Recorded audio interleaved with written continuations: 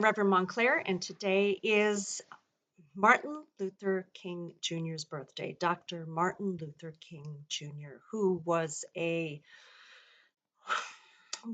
amazing person, most notable for his civil rights activism and unfortunately also the loss of his life through murder. And yet he inspired a generation of people to continue fighting for their rights, for simple human rights, for rights of equality, for the right not to be persecuted just because of the color of their skin. We have a long way to go in America still, even though Dr. Martin Luther King Jr. was murdered in 1968. We still have, unfortunately, too many people that are willing to be violent, that are in competition, and that will go to any length to degrade those that are just different from them. So we have a lot of trouble here in this country that often is incited by white young men, white older men, these discriminations that have gone on for the entire time our country has been in existence. Some of that has to do with the African slave trade, that the slaves helped build America, helped build the plantations, helped farm the plantations, the workers that did all the hard stuff.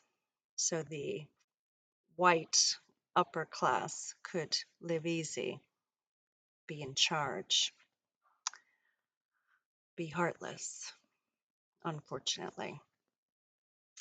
Meanwhile, the inauguration day, as I mentioned before, is on Dr. Martin Luther King Jr.'s birthday observed, which is January 20th, Monday coming up.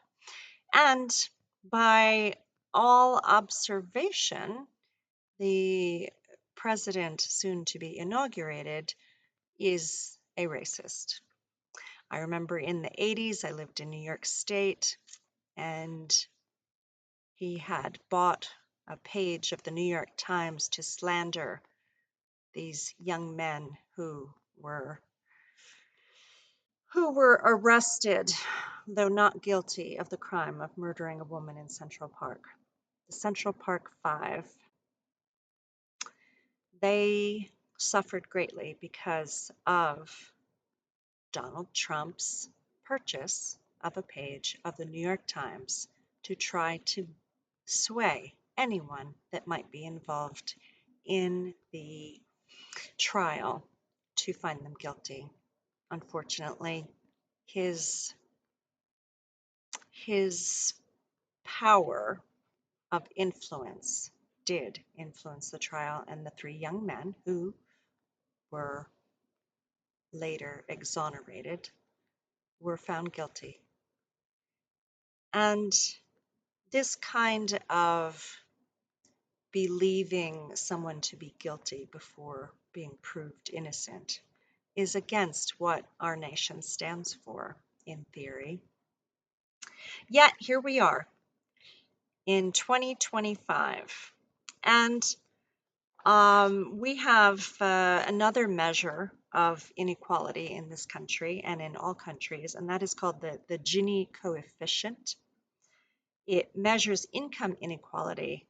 Now, the most current numbers that I found online was 2021. And the higher the number of this coefficient, the more inequality a country has.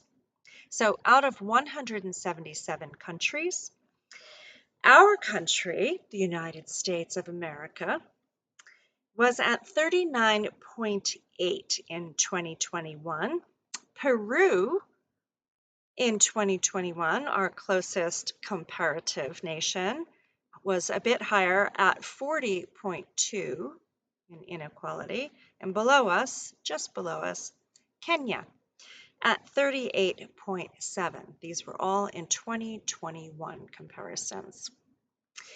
I like to call this the company we keep, and our soon to be inaugurated president, Donald John Trump, would call these other two countries, and I quote, shithole countries. Well, there we are, the United States, sandwiched between two quote unquote shithole countries with high income inequality. We are not the greatest country in the world, certainly not by this measure. The best country in this measure, by the way, these numbers were from the World Bank data, and by these measurements, the best country in the world would be Norway, with only 22.7 income inequality. Whereas the worst country on this chart would be South Africa at 63. And that says a lot about who we are and where we've come from. South Africa, for those that don't know, was a colonized part of Africa, white rule for many generations, and the cities and towns and villages of the people in the region where the white people wanted to live were bulldozed, were completely destroyed so that they could build their own and live their best life on someone else's land, in someone else's country, while those that had lived in their own homes, in their own villages, in their own towns and cities, were relegated to the ghetto.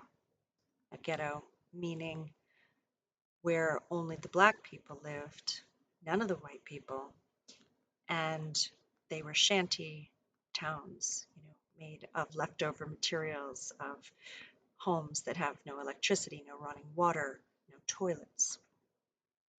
Which, unfortunately, even today, there are many people who live in those circumstances in South Africa, even though there has been black rule in the country since Nelson Mandela became the first president in South Africa a number of years ago.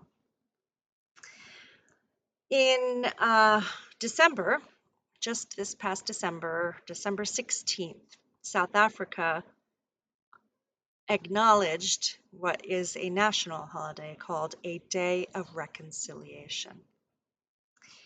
It is an acknowledgement of the harm done to the African people, the native South African people, because of the colonized status of that country. This does not remove the generational trauma that is still playing out on the world stage in their neighborhoods. There's still a dividing line where whites live and blacks don't. It may be an economic one, but it is one that was grown out of this great injustice and inequality because of who chose to take over. But here in the United States, while we may have a similar situation, and we do, where many black people were forced into ghetto neighborhoods, once again I use the word impoverished neighborhoods, into poverty. They were denied loans in banks if they were seeking to have land to start a farm. Their villages that they had built also similarly were attacked and burned to the ground. It's like some people just cannot leave well enough alone. This is a large example of toxic masculinity, where violence and this ridiculous idea of white supremacy, what is truly white anger, white fear, white inferiority complex. And that's what drives the rabid actions and hatred in these populations. But this is what we have. This is where we are. And to move forward knowing clearly who we are and not who we say we are is wise. To have our eyes open clearly and to understand that we have work to do. I'll quote L.R. Nost with this little poem. Do not be dismayed by the brokenness of the world. All things break, and all things can be mended. Not with time, as they say, but with intention. So go, love intentionally, extravagantly, unconditionally. The broken world waits in darkness for the light that is you. I like this little poem because it speaks of our own responsibility to make the great changes that need to happen in our world for us all to be able to live in harmony, as Dr. King imagined in his I Have a Dream speech, where he believed that one day people would not be judged by the color of their skin, but by their character. That was something that he hoped for his children who are grown, and he hoped for all children. And I wish that also for all of us, that we are judged by our character, not by the color of our skin or our social standing or how much money we have. As we move towards next Monday, I hope you think about Dr. Martin Luther King Jr.'s words and recognize that we all have a role to play in creating more harmony on this planet, more safety for all, more economic equality for all. Because in 2024, that Gini quotient that I have the records for from 2021 is even worse. The more tax breaks we give to the billionaires, millionaires, the more power we allow them, the less equality we have here in the United States. And while the name, the United States, may be a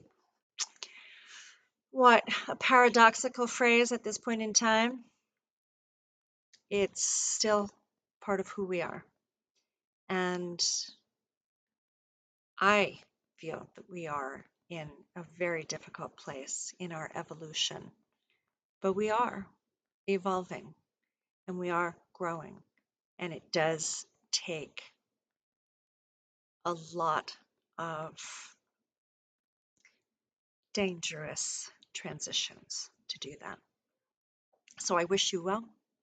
I wish you to uh, love each other, be kind, even when it's not called for, to be gentle with yourself and with others, and to stop the rabid comparison of ourselves to others so that we do not have to feel that we need to knock others down a few notches or altogether, but build ourselves and even others up.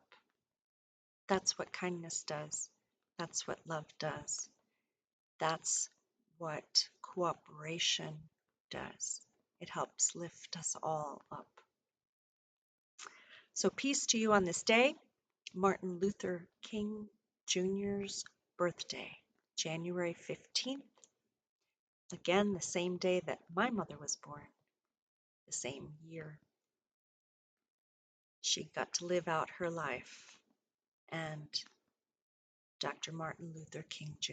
did not. Blessed be, may you walk in peace, with peace before you, with peace behind you, with peace above you, with peace below, with peace all around you. May you walk. Till next time, I'm Reverend Montclair.